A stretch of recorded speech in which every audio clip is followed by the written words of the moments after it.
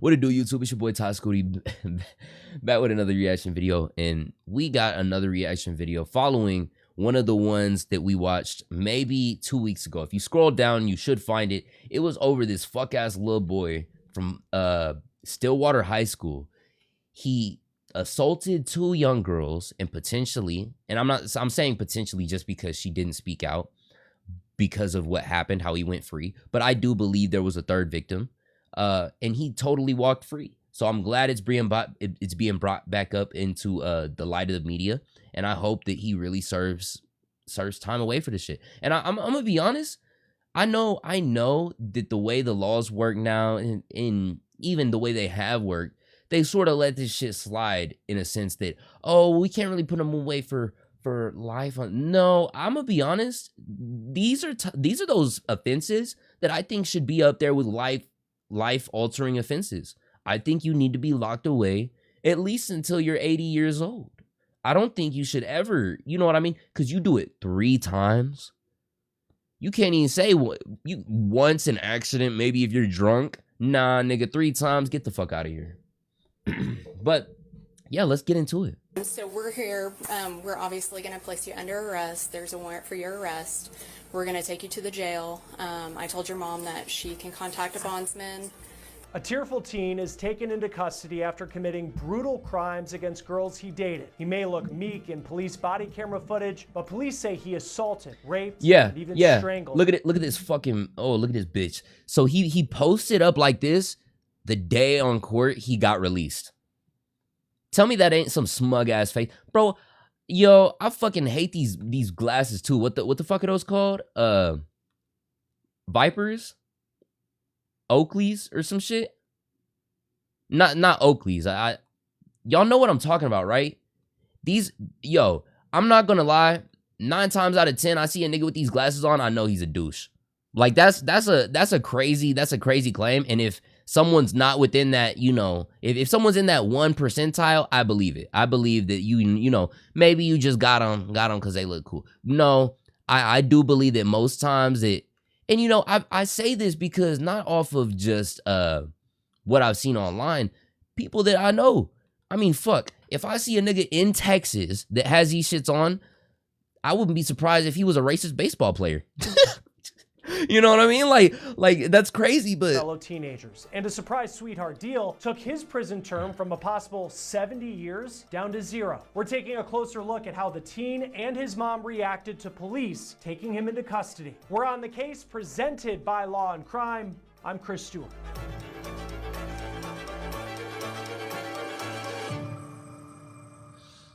oh, this shit pissed me off already. Before we get into this episode of On the Case, I want to talk about our partner and sponsor, Upside. This is a free app that gives you cash back when you buy daily essentials like gas and groceries. Baseball players' name and face are now known across the country, and it's not for good reason. In August, 18-year-old Jesse Mack... I think this is Stillwater, Oklahoma. Because I've heard of... Because I've been to Stillwater, or I haven't been to... Okay, if you in Texas, you know what I mean. You drive through Stillwater, you know? Yeah, okay, so it is Oklahoma. Yeah. Butler of Stillwater, Oklahoma, entered a no contest... Yo, my dumbass. I should have just let it play for like 1 more second. That just goes how much I talk. My fault, yo. 11 heinous charges, including rape, attempted forced oral sodomy, and more. He was staring down a nearly 80-year prison sentence, but in a shocking twist, the court agreed to grant Butler youthful offender status, and instead of going to prison, Butler went home with instructions on how to complete counseling and community service requirements. Butler's exact treatment plan, it's sealed in the court record, but the district attorney's office released this statement, quote, "The youthful offender sentence imposed against Jesse Butler requires him to complete his rehabilitation plan successfully, including an aggressive schedule of therapy with a specialist in sex offender treatment, and should he fail, he faces..." No, because I don't believe in that shit. I don't believe in that shit, bro. Please, I don't, like, and this isn't even the sense that it's just one time. You know what I mean? One time, okay, maybe therapy, but like, bro, if that's something that you do multiple times, I think that's like the big M. You know what I mean? Well, it's sort of both, molestation and murder. You know, if you fuck with kids, I don't think therapy could fix you. I don't give a fuck what you say. If you fuck with or if you're murdering people, therapy won't fix you. You know, you've taken lives. You know what I mean? And obviously, you know, the circumstances change based on whatever. I'm not saying, you know, killing someone out of self-defense or something like that, but I'm talking about people that are out avidly looking for people to hunt down. You know, that those people, you can't fix that. These are type of things that are in your brain that will never change. You know, it doesn't matter how many times you talk to someone about getting rid of it. You only find out better ways to hide it. His reclassification as an adult and a sentence of 10 years in prison. The change in punishment sent shockwaves through the community. It devastated the two girls who had gone to school officials to report what Butler had done to them. A mom of one of the victims told the outlet Tulsa World that the families were completely against youthful offender status from the beginning and said that it was their understanding that the prosecutor trying this case would not accept a deal like that. Photos have been released showing one of the victims in the hospital after apparently repeated assaults by Butler. The victim's family says she ended up needing surgery because I promise my daughter ever show me or my daughter ever come home and she looked like this because of a boy. And then let me find out his 80-year sentence got reduced to community service. I will serve my 80 years. I'll be able to get off on, like, you know, off emotion. You know, it won't be, no, it'll probably be premeditated though. Yeah, they'll probably send my ass, they'll send my ass away for life, probably. But nigga, yo, that shit ever happens to my daughter, any of y'all's daughters, any of y'all, bro, don't play with me, nigga. And see, I love that can be a case, which in Texas it could be justifiable. It's so sad that depending on who it is, that might just turn around though. Because, hey, yes, I could do this to someone, hypothetically, but say it is this kid. Bro, if this kid was able to walk away off all these charges with community service, imagine the type of power that would try and put me away if I did something to him. You know what I mean? You sort of got to think on it as that sort of Luigi Mangione shit. How many people been gunned down in broad daylight? Ain't no one get these type of charges. Come on. It's all a matter of who you know. Because of severe damage to a vein in her neck. There are calls for the judge who approved Butler's deal, Special Judge Susan Worthington, to be reprimanded or removed for okaying this deal. Now, in just a moment, I'll talk to a judge who is advocating. And she looked fucking stupid too. I'm sorry, but she looked like crazy. Youthful offender programs to discuss whether this one is a step too far. But first, I want to let you know what two official affidavits have to say about Butler's behavior and how he reacted when he found out he'd actually be taken into custody. According to the first affidavit, a 16-year-old identified by her initials LS told a school resource officer in September of 2024. And I hate this shit. Because they really have to speak out on one of the scariest moments in their life. And, oh, your initials will be out there. You're anonymous, though. Nigga, in a small town, ain't nobody anonymous. You give the age and the initials, and then you can sort of connect the dots. Bro, it's never gonna be fucking anonymous. That's what I hate when it comes to shit like this. Oh, no one will know. The next morning, hey, was that you? Bruh, fuck.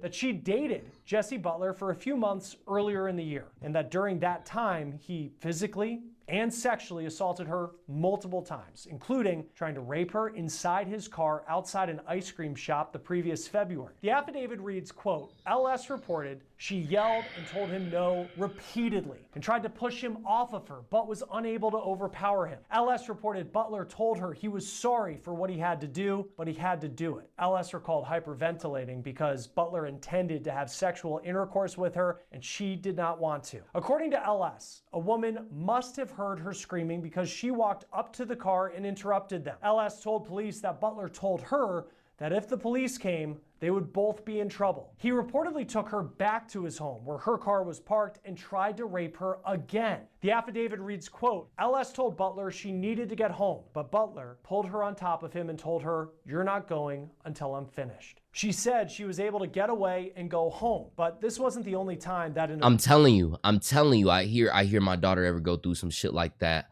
I don't give a fuck. I'm leaving this nigga face going. I'm not even that type of person. I am not even that type of bro. I would need, bro, not even just that.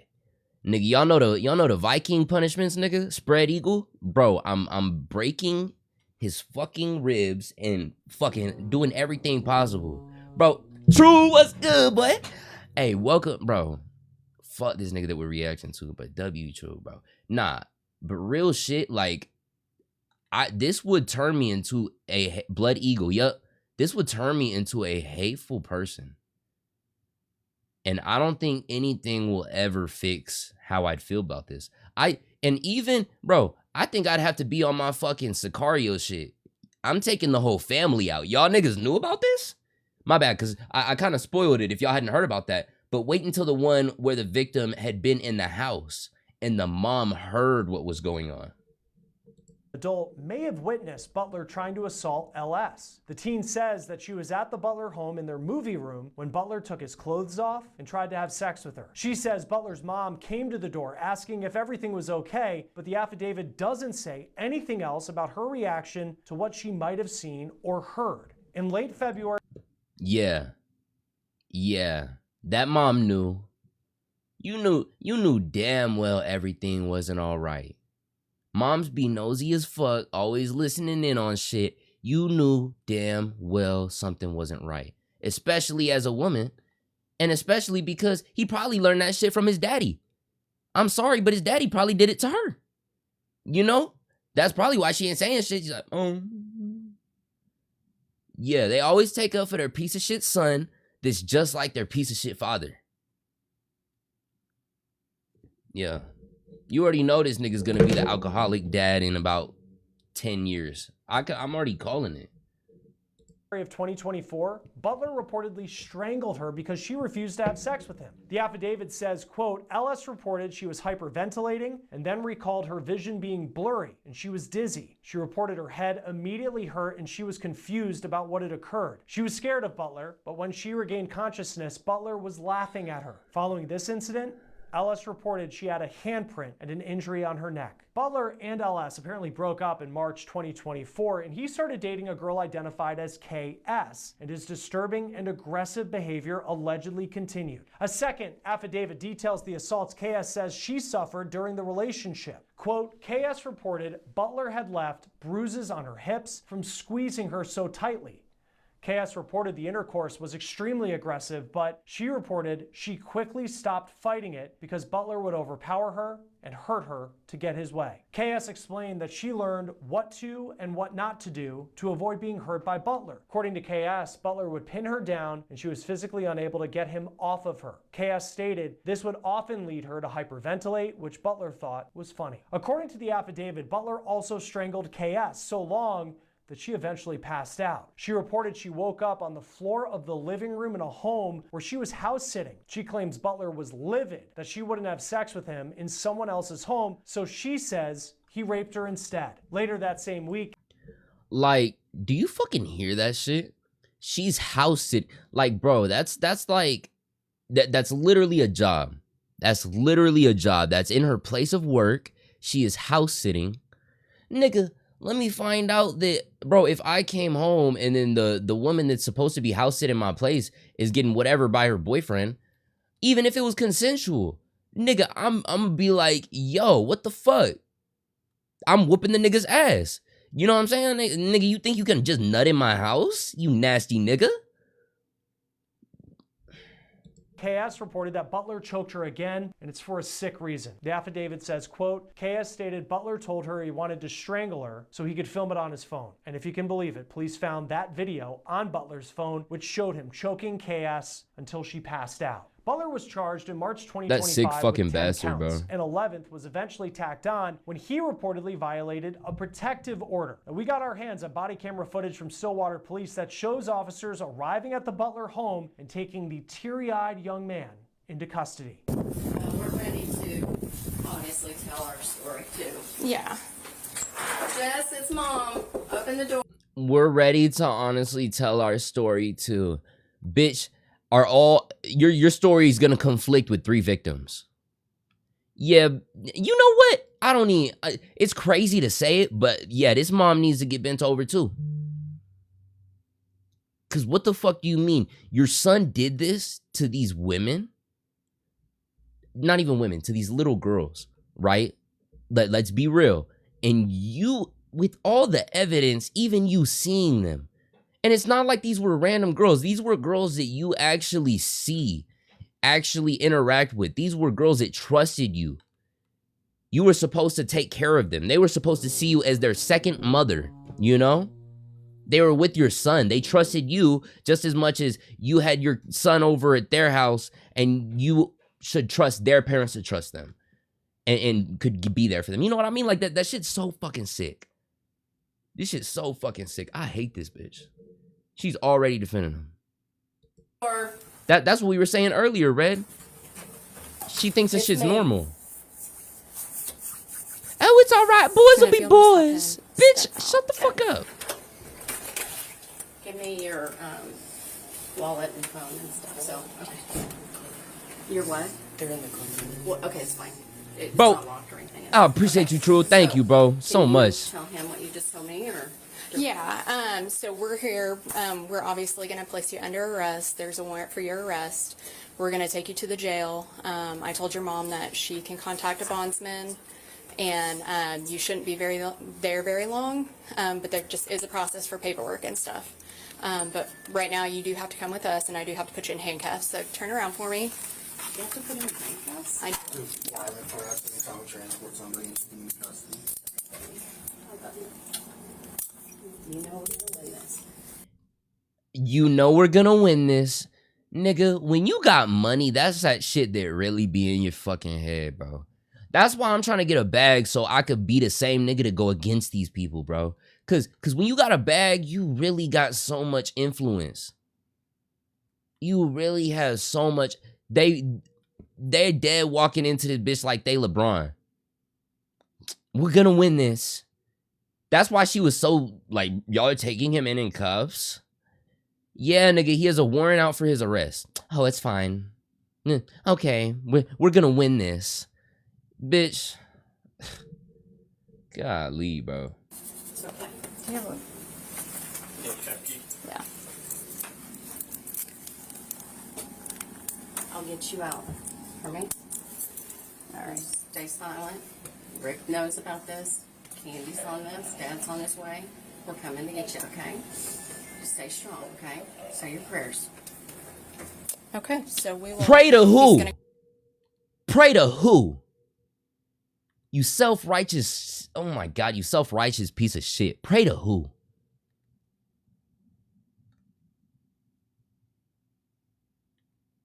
Yeah, we know why. We know why, Jay. But still, like, that's why I always, like, it's almost to the point, like, what the fuck, bro? You sit here and act like prayers is really what's needed. And I mean this. Let me say this in a way, because it'll sound so weird out of context unless like y'all understand what I'm saying. I believe in the Lord. Y'all know that. But to the people that don't believe in a higher power, right? Even if the Lord is not real, even if the Lord is real, in what right state of mind do you think prayers would help in your situation? You know what I mean? Like, the fuck are we talking about? You're over here saying, oh, the prayer. In any way, the Lord is not going to help you out right now. If anything, if you were really serious about that shit, you would be praying for the victims. Pray he learns his lesson. Yeah, pray he learns his lesson. Not that, oh, we're about to get you out. we're about to do this. Go right to the city Stillwater jail, and if you'll just contact her, then she does this all the time. She knows what to do. Yep. Make sure Okay. she knows Stillwater Police Department. Nah, JJ, I agree with that as well. We're the ones- On Lewis. Yeah. Yeah. Let them know that perfect. we're the ones that picked him up. And They when don't- you say we are the ones. Stillwater PD. Stillwater PD. Yeah, Okay. that way they don't think he went like straight over and he's over at the county.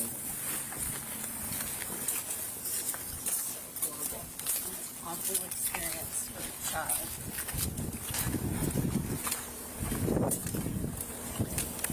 It's an awkward experience for a child, and this is what I mean, y'all. This is what I mean.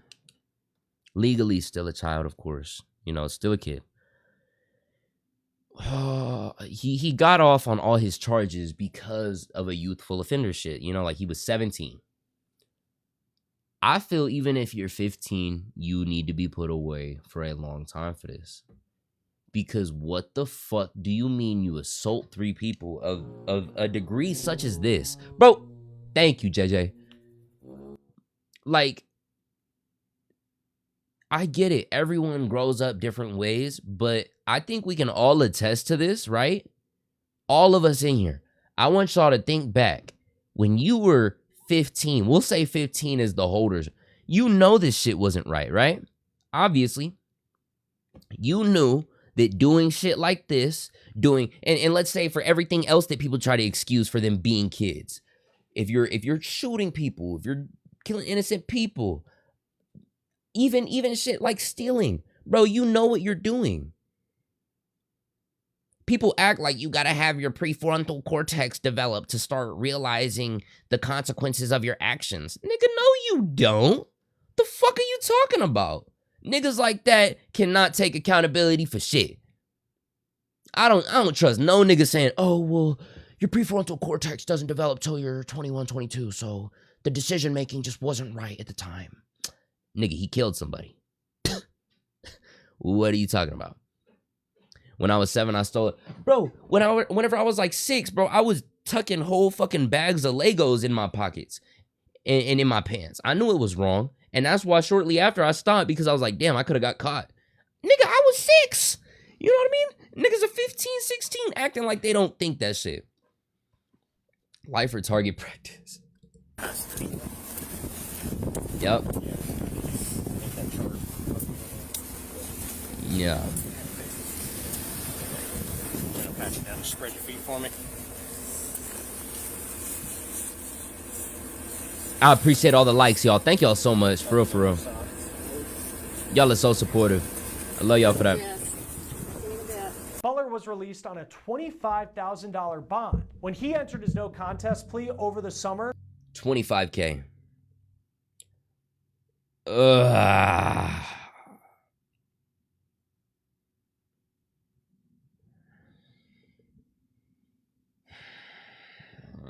That shit actually makes me so mad, because it's like the bondsman, when it comes to niggas that got a bag, will be like, 15, 20, whatever, however much. But let it be people that don't got no money in their account, they really can't pay bond, and this nigga's locked up on some regular ass charges. They're like, it'll be $50,000, $75,000 bond. Nigga. No, he should not have got, bro, in cases like, so weird to take that yes, he's fucking posing in this dumbass photo. You can't tell me otherwise. That's all I'm saying. He looks like a complete douchebag with those glasses on. Yes, this will be on his record, and I'm glad for that. But any cases where assault takes place, especially multiple cases of assault, I don't think bond should be on the table, because if they are actually guilty, and I'm saying in most cases they are, obviously, if they are actually guilty and you let them out on bond, and they know because of what they did that they're gonna go to prison, they might just go to those same people and do worse. And at that point, it's the fucking system's fault, because you let them out knowing how dangerous they were, all because they had bond. Nah, nigga, fuck y'all. the mom of LS Privileged as fuck. shared her victim impact statement online, and it says in part, quote, "I've had to carry this weight while going to school, trying to act like I'm okay. I've woken up from nightmares that make me feel like I'm being attacked all over again. I've had to explain bruises, Explain silence. Explain why I started isolating from people who loved me. You didn't just strangle me with your hands, you strangled my voice, my joy, my ability to feel safe in my own body. I will never forget the night you strangled me unconscious because I said no. The moment changed my life. A medical professional later told me that I was just 30 seconds away from dying. 30 seconds. If you had just kept your hands on my neck just a little longer, I wouldn't be standing here today. That wasn't just a scare. It was a near-death experience. You didn't just hurt me, you nearly killed me. LS also addressed Butler's mom and dad in her statement, saying, quote, to Jesse's parents, I don't know what you know.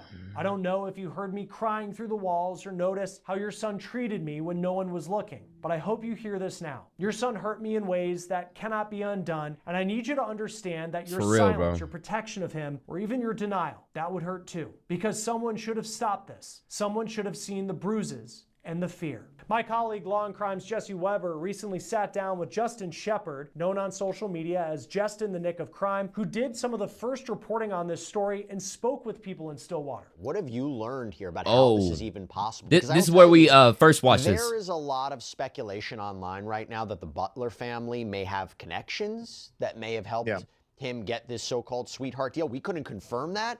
What can you tell us? Now, while it can't be confirmed, it only can't be confirmed because it's illegal. And of course, they'd hide it.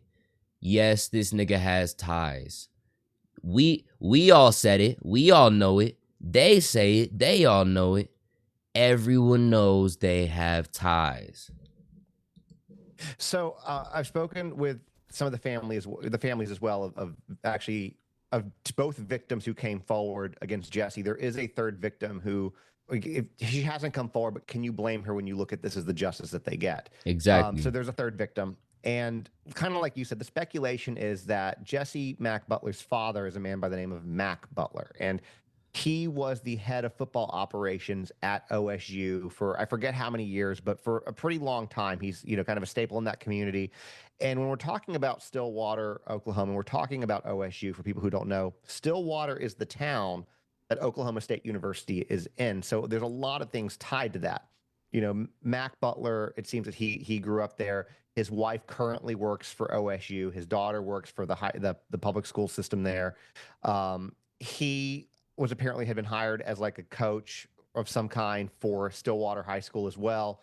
So somebody with deep-rooted ties into the community, and that then leads you to the judge in this case, or one of the judges in this case, Judge Susan Worthington. Between her and her father, the Worthingtons have had a hold on that bench for over 50 years. So while you can't necessarily say definitively that, hey, there's this connection here because he's deep-rooted in football, she's a judge, they all grew up. And what I'm saying is, too, especially in these towns where they grow up together, is what he's saying. They know each other their whole lives. So of course, they probably talked growing up. They're like, hey, shit, if you're gonna be in the court system, you gotta think. They low-key pay interest in advance. If you wonder why they don't have to pay much after, it's because they already paid. They've already been paying off the judges. They've already had police on standby. They've already had these niggas on payroll. So if there was the sole case that there was something to happen, everyone already falls in line. So they don't got to go and, get everything after the fucking chess pieces are going everywhere. That's why this was able to be covered so easily. Everyone knew about it. Everyone knew it was true. And everyone also knew that after 24, 48 hours, it'd go on to the next. But now I'm glad that there are people with more influence and more power looking at this shit. In the same now town, they're fucked. That there's this kind of connection, but it's not really many difficult mental gymnastics to make that leap, right? That, hey, this is a town that I appreciate you, Go. Requires the college, needs the college to survive. It's very deep rooted into the system, that they're very much supportive of OSU this. This might be a reach as well, but if y'all are in, I know a lot of y'all are tapped into crime. I know a lot of y'all are tapped into crime. And so I want y'all to, correct me if I'm wrong, because I can't remember the exact details, but this really reminds me of a beginner stage of the murder of the Murdaugh family. You remember the Murdaugh family where it was the father that ended up killing his family, but his family already had, you know, obviously they had tons of money. His sons were doing fucked up shit. Very reminiscent of that. Okay, I'm glad I wasn't the only one thinking of that, because in all these cases, the father that has all this money, this nigga's at the top pulling all these fucking strings. Whole kind of thing to be very close knit, and that's kind of what's being speculated, to the point that even it's now gotten the attention of one of Oklahoma's lawmakers, Representative J.J. Humphrey, who's also running for lieutenant governor. I'm actually going to be speaking with him later tonight. Yeah, a little bit more details, but Yeah, and that's why I believe this isn't even the first time they've covered something like this, you know? Humphrey is talking, my understanding is about a potential investigation into this. Is this true? Is there going to be a formal investigation into what happened here? It sounds that way, yeah. So he kind of looks at it from the same way. He was telling me that he's got a lot of background, in the court system and investigation before he got into politics. And he said, basically kind of the same thing that we were just talking about, that can he say definitively, or can he prove right now that there's a connection? No, but his exact words, but it sure as hell smacks like it, and so. And as someone that like comes up with a lot of these theories in my head, that I'm hoping I would bet money that yeah. Of course it did. I'm thinking that so much so. And this is what I'm thinking though. Dealing with that, I'm hoping that this little fuck's horniness is the downfall of his entire family. Because as I was thinking about that whole Murdaugh trial, the dad basically crashed out because his family fucked up so many times that it folded over on itself. I can see this very well being the case, that because his son did this shit, because the son did this, all the attention is going to be drawn straightly to the family and everything that could have been covered up. Thus being part of the law, if they really were, which, come on, paying off parts of the court system, I bet the feds get involved. I bet the feds go and get involved. This story gonna turn federal, and it's gonna turn into something way bigger than it is. And it already is something crazy. So let me not even try and like say that it isn't insane. But this nigga just dragged his whole family into an imminent death.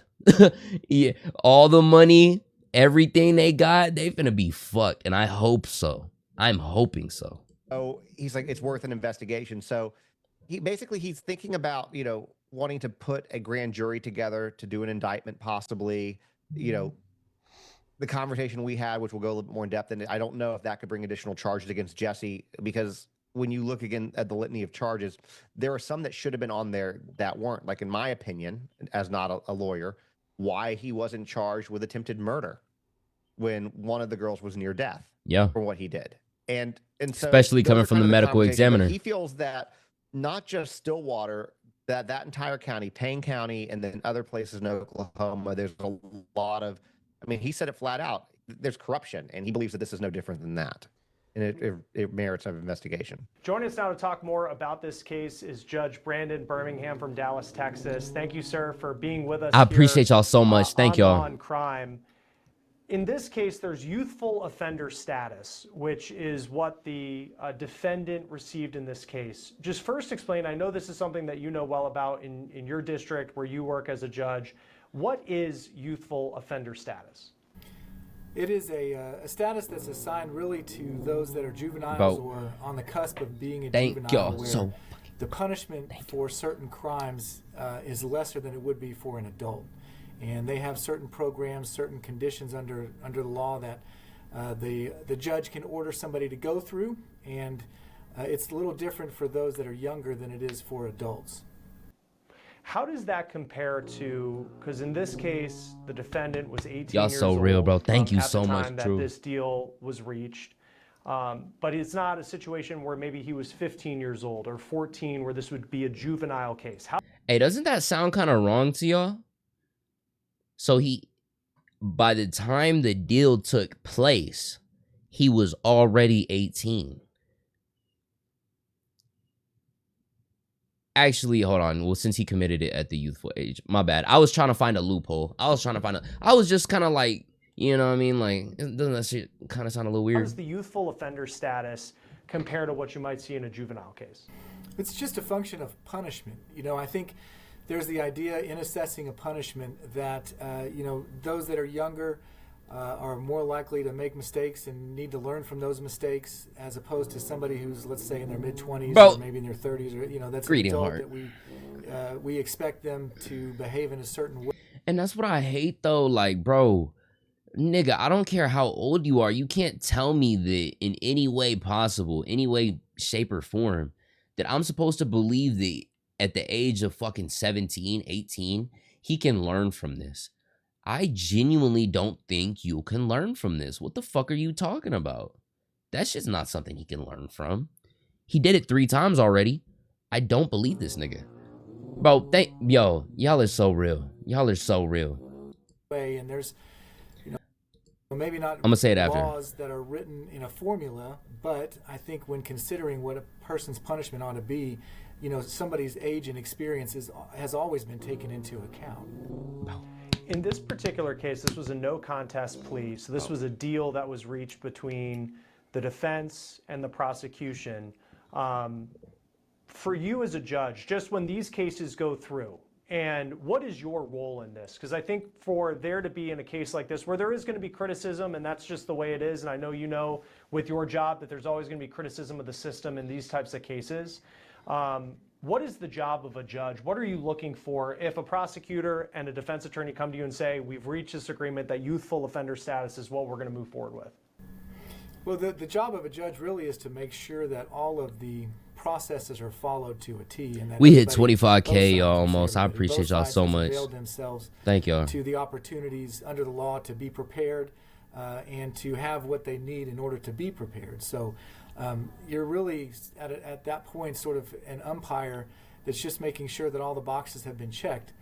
We do have the discretion and the ability to reject a plea, and if we reject a plea, then we don't get to just put our own stamp on it and say, I reject the plea and I'm going to sentence you to 50 years. Essentially what the rejection of a plea does is it takes everybody to square one and puts it on the trial docket. But that is an extraordinary remedy, and so what you're looking for at the plea is exactly as an what adult. Information has led both sides to come to this agreement, and the judge has the ability, if they want to seek out that information. And because we do have the ability to say no, we're not going to accept it. It's unjust or it's unfair or the process hasn't been followed. And in this case, Butler could have received, if the maximum, if he had gone to trial all the way through, the maximum would have been roughly 70 years in prison.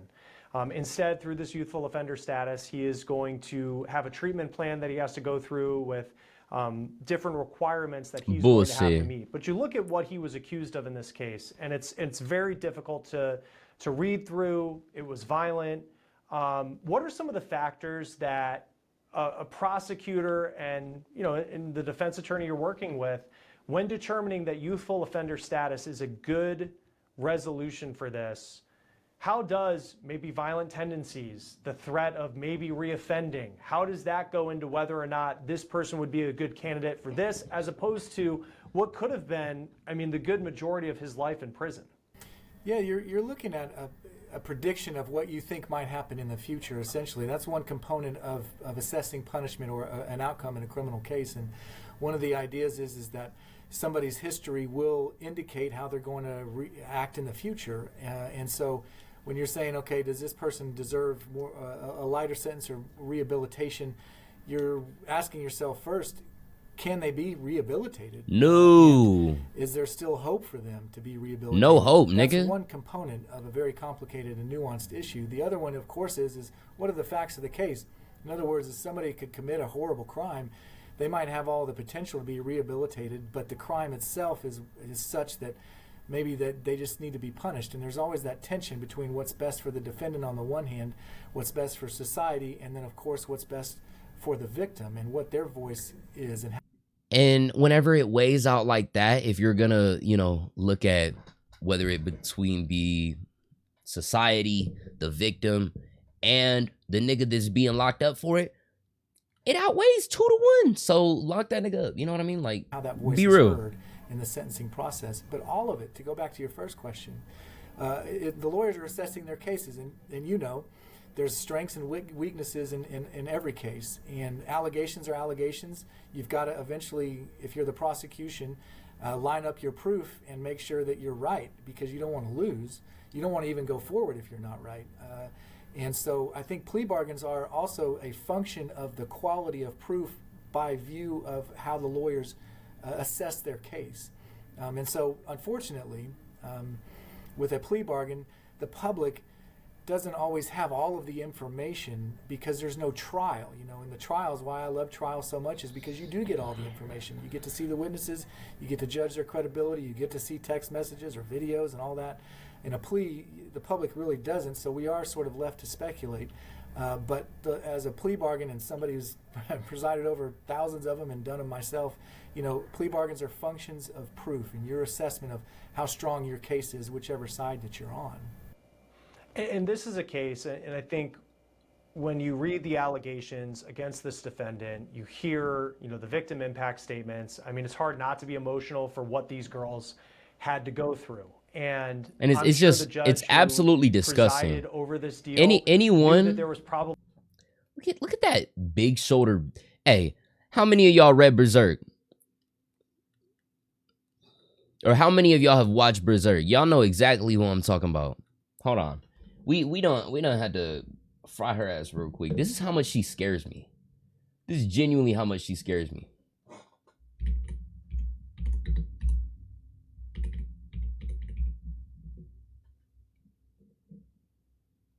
This is exactly the vibes I get from her. This is exactly the vibes I get from this bitch, bro. Y'all look at this shit, bro. I see nothing else.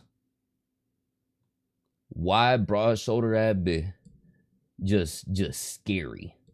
Just scary as fuck. You know what I mean? Genuinely. Going to be some criticism of it, considering there wasn't going to be 70 years or a period of time in adult prison because he's 18 years old. Not asking your opinion of the decision for this to be youthful offender status, but just as a judge, I mean, it's so rare that we get to actually talk to someone who sits in the chair. How do you deal with some of those deals that may come across that you know are public, that may have criticism of it, and knowing that you're presiding over something that's probably going to get a lot of heat from the public and from people? Yeah, there is probably information we don't know in this case, but you know that there's going to be a lot of frustration from the public when it goes through.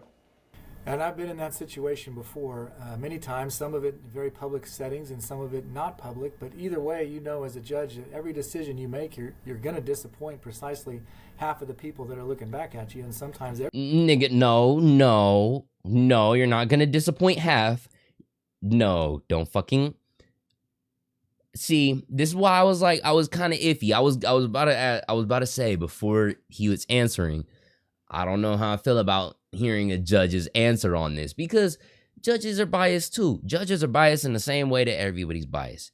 You're gonna sit here and say, oh, well, either way, I'm gonna have half the court be mad at me.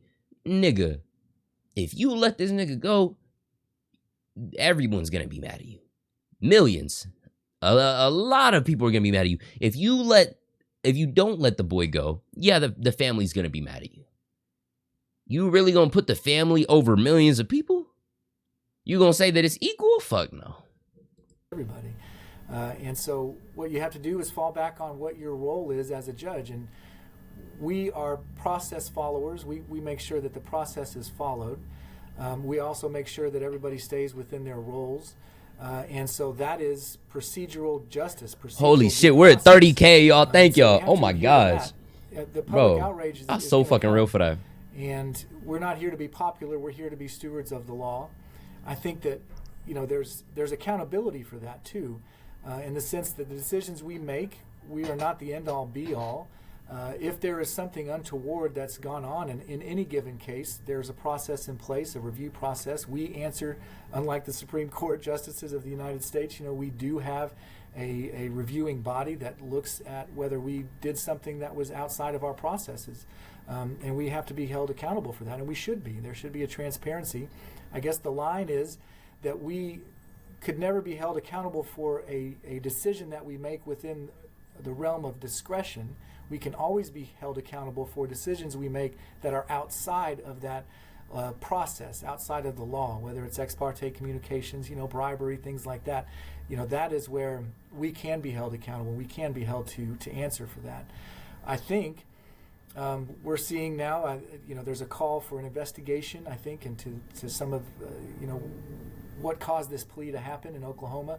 And I would hope for real though, that to the extent that it can be hope his life is terrible and accessible to the public, and I'm sure everybody involved is going to take that responsibility very seriously and justify why they did it, or at least make sure that there was nothing outside of that zone of discretion that played into this. For Butler, once he finishes the treatment plan that he's going to be going through, is there any sort of monitoring of him that could fucking treatment plan, bro? Like, fuck out of here with the treatment plan, nigga. Who, if he was 26 Can't be years treated. old, he goes to prison, he might be a registered sex offender when he comes out, and he has to follow those guidelines. In many states, it would be for the rest of your life. In a youthful offender Judge was definitely status talking this shit right there. situation like this, once he finishes the treatment plan, what would happen next?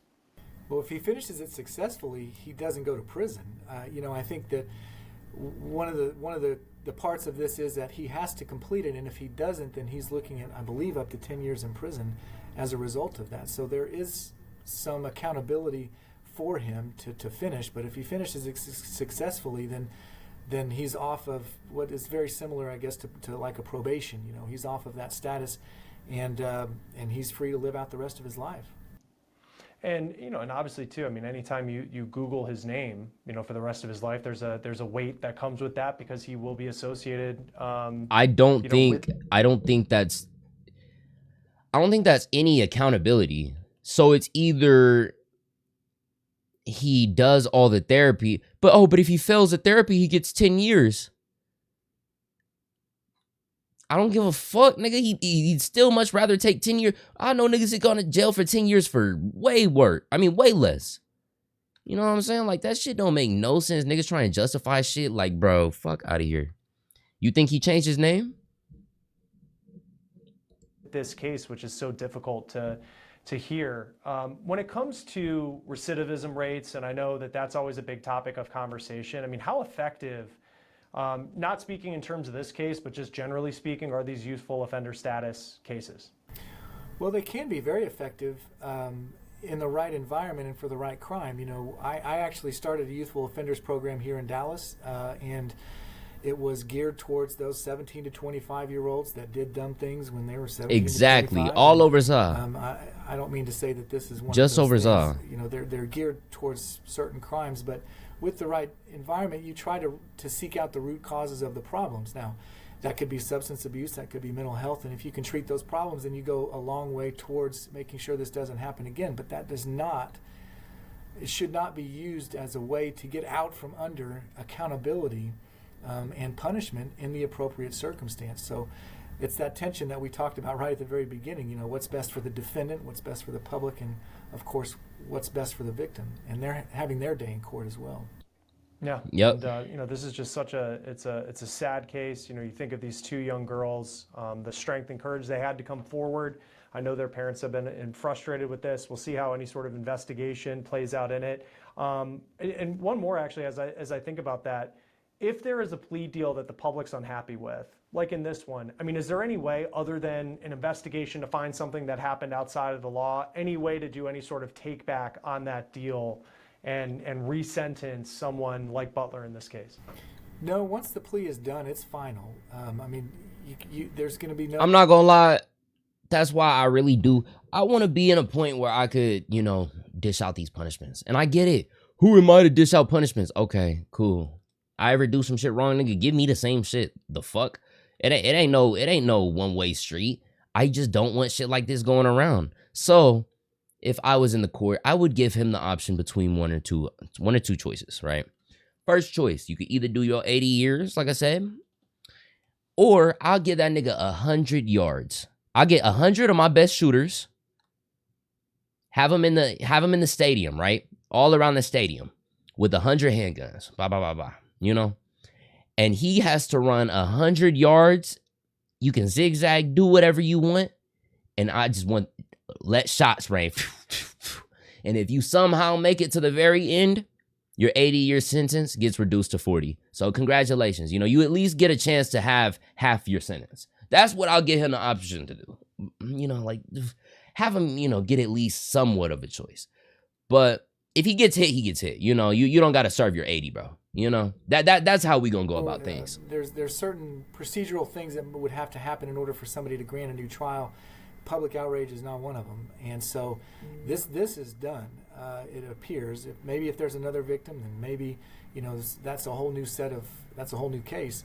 But for accountability, it's going to have to come through a judicial conduct commission, something like that. It's going to have to come through.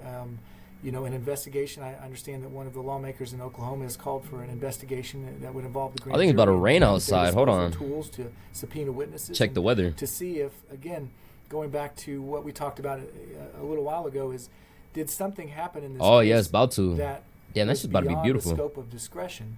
Is there some kind of an outside influence, like ex parte communications is the most obvious one? That I know. That's some bullshit. And that's honestly some bullshit, like, I learned early on in life. You know, basically, if y'all don't know, you can't get charged with the same crime twice. So, like, if they already take you to court and whatever fucking happens, after that, you can't really, you know, they can't reopen that shit. So that's why, I don't know, if this other victim comes in and says something, they can't add on the other victim's charges as well. You know what I mean? So that's what fucking sucks, especially when it's cases like that. One that might come up, that would cause those that made the decisions to be held accountable in some way. And, you know, how does that happen? That happens usually during the reappointment process. I know that in Texas we elect judges, and if this happened and the public was outraged, then they would remove me from the bench. I could be sanctioned and removed from the bench by the Judicial Conduct Commission as well. And so that's the accountability that could happen. They can bring in stuff from before as long as they haven't already been charged for it. No, that's what I was saying. I was saying if the other victim, the third victim that never talked, brought it back up, it'll work. But I was saying it sucks that since he had already gone through the other two victims, it won't be applied. You know what I mean? Like, had the first time gone around, all 3 hits, boom, nigga's life's done. But since those 2 already got settled, and then this other case comes up, hopefully in some way it can still fuck his life up for the rest of his life. I'm hoping.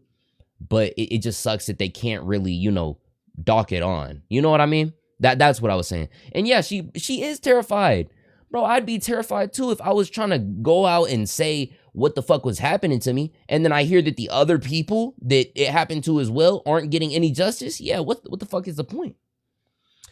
I don't even think they'd be able to use this situation for evidence in court if a new case came up.